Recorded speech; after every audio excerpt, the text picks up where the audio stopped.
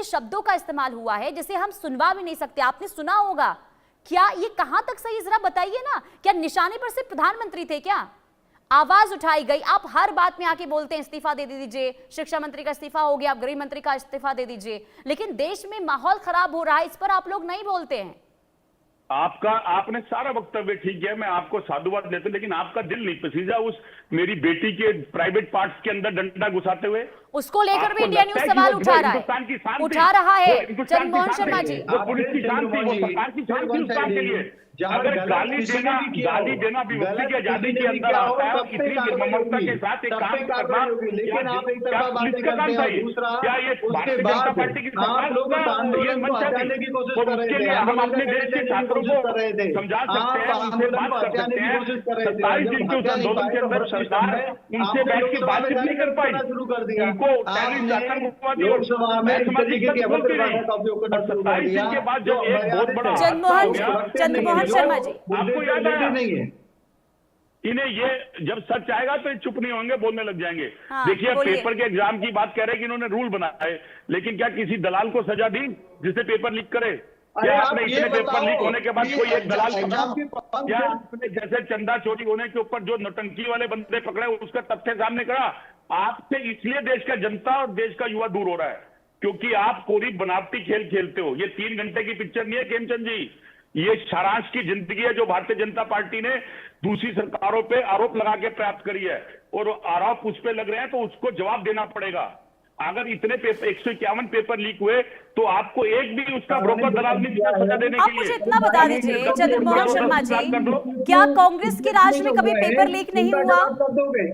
जगमोहन शर्मा जी, क्या कांग्रेस के राज में पेपर लीक नहीं हुआ? मैं लौट रही हूँ खेमचंद शर्मा जी, खेमचंद शर्मा जी, मैं लौट रही हूँ, आप लोग सुन लीजिए। जगमोहन शर्मा जी, मेरा सवाल आपसे ये है, आप लोगों ने पेपर लीक का मुद्दा उठाया, ठीक है, ये मुद्दा उठना भी चाहिए क्योंकि मामला बहुत गंभीर है, बच्चों की भविष्य का सवाल है, लेकिन क्या आपके राज्य में पेपर लीक नहीं हुआ कभी? मैं बोल तो रहा हूं, अगर हमारी कमियां थी तो देश की जनता ने हमें सत्ता से नीचे उतारा, लेकिन हमने ऐसे आरोप प्रत्यारोप तो नहीं लगाए। अगर देश के प्रधानमंत्री कोल घोटाले के अंदर झूठ बोलकर प्रधानमंत्री पर आरोप लगाए थे मुख्यमंत्री नरेंद्र मोदी जी ने, तो आज वो साबित हुए ना कि वो क्लीन चिट साबित हुए। कितने 2G, 4G, LG, 5G लगाए थे, कोई आरोप साबित कर पाई इन 14 सालों के अंदर, 13 सालों के अंदर? लेकिन आरोप की राजनीति खेलते खेलते आज भारतीय जनता पार्टी ऐसे नर्क में फंस गई है कि आज हिंदुस्तान से वो बीजेपी मुक्त हो जाएगी। बस राजनीति करते रहिए, देश का युवा आप लोग राजनीति करते रहिए, आप लोग हम राजनीति नहीं कर रहे हैं, हम देश की राजनीति कर रहे हैं। आप देखिए ना, बच्चों का ये प्रोटेस्ट था, आप लोग सब उसमें शामिल हो गए, आप लोग बच्चों को ले लेकर प्रेस कॉन्फ्रेंस करते रहे, लेकिन आपने बच्चों को एक बार भी नहीं बोला कि आप लोग प्रोटेस्ट कीजिए, आप लोग अपनी आवाज बुलंद कीजिए, हम आपके साथ हैं, लेकिन आप जिन शब्दों का इस्तेमाल कर रहे हैं आप वो मत कीजिए। आप लोगों ने नहीं बोला, क्या आपके नेता के द्वारा एक वीडियो जारी करके जो प्रेस कॉन्फ्रेंस बार बार कर रहे थे, क्या उनके द्वारा ये संदेश नहीं दिया जाना चाहिए था जेनजीज को कि आप लोग इस तरीके से गरिमा को मत लांघिए, एक ऐसे व्यक्ति के लिए आप गलत शब्दों का इस्तेमाल मत कीजिए, आप गालियां मत दीजिए। आप लोगों ने किसी ने भी नहीं बोला, चाहे कोई भी पार्टी हो, किसी के द्वारा ये नहीं बोला गया। जेनजीज से अपील अगर आप करते तो शायद उन तक आवाज पहुंचती। उसके अभिभावक और देश में अभिभावक कौन है? देश के प्रधानमंत्री नरेंद्र मोदी खुद कह रहे हैं कि मैं देश का अभिभावक हूं। अगर मेरे अभिभावक के रहते हुए मेरा जनजी बिगड़ रहा है तो उसका आरोप तो भारतीय जनता पार्टी पे जाएगा ना। छात्रों की गूंज में राहुल गांधी जी तो उनकी मन की बात नहीं करते, उनकी दर्द की बात करते हैं, और मन की बात कौन करते हैं? देश के प्रधानमंत्री। तो फिर क्यों नहीं समझ पाए दर्द उनका? क्यों नहीं भारतीय जनता पार्टी के नेता? प्रोटेस्ट में तो आप लोग शामिल थे ना, प्रोटेस्ट में तो आप लोग शामिल थे, हमारा प्रोटेस्ट में आप लोग तो आए थे ना। जगमोहन शर्मा जी, प्रेस कॉन्फ्रेंस किसके द्वारा बार बार की जा रही थी? हम जंतर मंतर पे, हमारा प्रोडक्ट नहीं था, वो सीजीपी का प्रोडक्ट था, और हमारा प्रोडक्ट। लेकिन आप लोगों ने तो उसे पूरा सियासीकरण कर दिया ना, सियासी रूप दे दिया था, हर नेता, हर विपक्षी दल वहां पर पहुंच रहा था। अगर देश का युवा या देश का व्यक्ति प्रधान होगा तो वही तो मेरा सवाल है ना कि आप लोग युवाओं से अपील क्यों नहीं कर रहे थे? तालियां बजाएगा वो सरकार के समर्थन कीजिए, बिल्कुल खड़ा होगा। आप लोग समर्थन कीजिए, इसके लिए कोई रोक नहीं रहा है, लेकिन आप लोगों को क्या अपील नहीं करनी चाहिए थी उन छात्रों से कि आप लोग गरिमा को मत लांघिए, आप लोग अभद्र भाषा का इस्तेमाल मत कीजिए। क्या आपको नहीं बोलना चाहिए था? नहीं बोलना चाहिए था आप लोगों को? निशिकांत दुबे जी ने अभी सदन में नेहरू जी के ऊपर कितने अपमानित शब्द बोले, उनके साथ मतलब मैं शब्दों को नहीं कहना चाहता, आप लेडीज हैं, उन शब्द के आपको एक बार नहीं लग रहा कि भारतीय जनता पार्टी की भाषा ठीक है?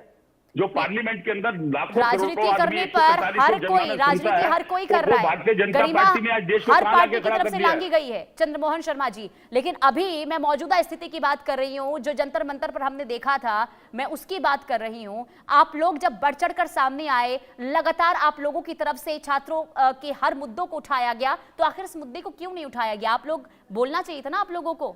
अगर हम नहीं आते तो आप कहते राहुल गांधी जी घर में बैठे हुए, कांग्रेस पार्टी घर में बैठी है। दीपक कुमार जी, आप भी एक युवा हैं, आप मुझे बताइए, आपने वो जो हम जेनजीज के शब्दों को आपने भी सुना होगा, ये क्या लग रहा था कि वाकई में जेनजीज के शब्द थे या किसी के बहकावे में ये लोग आ गए थे? बिल्कुल सही बोला मैडम आपने, जैसे कि आपने लगातार बोला कि ऐसे शब्दों को एक्सेप्ट नहीं किया सकता। वहां पर ना प्रोटेस्ट करने वाले जैनजी से अलग कुछ जैनजीज और थे जो कि प्रोटेस्ट में आते हैं और आने के बाद वहां पर प्रोटेस्ट कर रहे बच्चों को मारते हैं, कभी किसी का सर फाड़ते हैं और बाकायदा मतलब लिटरली प्योर माँ और बहन को, उनके प्राइवेट पार्ट्स को उनका नाम लेते हुए उनको गालियां देते हैं, जो कि दबाकर बीजेपी का समर्थन करते हैं। और वो वही लोग थे जो कि राघव चड्ढा जी के साथ उनके साथ मीटिंग में बैठे हुए थे। और ये बात क्लियर कट है, इसमें कोई दो राय नहीं है। ऐसा नहीं कि हाँ कोई इसमें कोई झूठ बोलने वाली बात है, ये बिल्कुल सामने वही लोग थे जो कि राघव चड्ढा के साथ मीटिंग कर रहे हैं, इलेक्शंस की या फिर किसी चीज की मीटिंग कर रहे हैं, व्हाटएवर। लेकिन वही लोग आते हैं प्रोटेस्ट में और आने के बाद किसी का सर फाड़ते हैं और पुलिस उनको बचाती है। उनके अगर एफआईआर करने आते तो पुलिस उनको उनकी प्रोटेक्शन करती है, पुलिस उल्टा, ठीक है, उनकी प्रोटेक्शन कर रही है। और जिसके ऊपर लगना चाहिए कि भाई हाफ मर्डर केस लगना चाहिए, किसी के सर में 6 से 7 टाके, सर फटा है पूरी तरह से, उसके ऊपर सिर्फ एक लड़ाई झगड़ा का मुकदमा लगा दिया गया और उसको बाद में 2 दिन बाद छोड़ दिया गया। और वही व्यक्ति प्रोटेस्ट के बाहर आकर और लगातार पुलिस के सामने ही गालियां दे रहा है। तो मुझे नहीं लगता है कि अगर वो जैनजीज गलत हैं तो ये कौन से दूध के धुले हुए हैं। प्लस जो लोग एफआईआर फिलहाल जिन प्रोटेस्टर्स के ऊपर एफआईआर की जा रही है, क्या उनमें एक भी ऐसा एफआईआर के अंदर ऐसे व्यक्ति को शामिल किया गया है जो ये सारे काम कर रहा था? नहीं किया गया। बीजेपी के द्वारा ये सेलेक्टिव नैरेटिव, सर एक मिनट, ये सेलेक्टिव नैरेटिव किया गया है कि हाँ भाई जो हमें गाली दे रहा था उनको पकड़ो। ऑफ कोर्स पकड़ना चाहिए, कोई फिल्टर नहीं करना चाहिए। बिल्कुल, लेकिन जिन बिल्कुल कार्रवाई देखिए हर स्तर पर होनी चाहिए, जो भी इसमें दोषी है उन पर एक्शन भी होना चाहिए। समय फिलहाल इतनी की इजाजत देता है, मैं आप सभी से माफी मांगना चाहूंगी। बहुत शुक्रिया आप सभी का इंडिया न्यूज के साथ जुड़ने के लिए। उसमें कोई कार्रवाई हुई? बहुत बहुत शुक्रिया सर, समय फिलहाल इतनी की इजाजत देता है। रुकते एक छोटे से ब्रेक के लिए, देखते रहिए इंडिया न्यूज। नक्सलवाद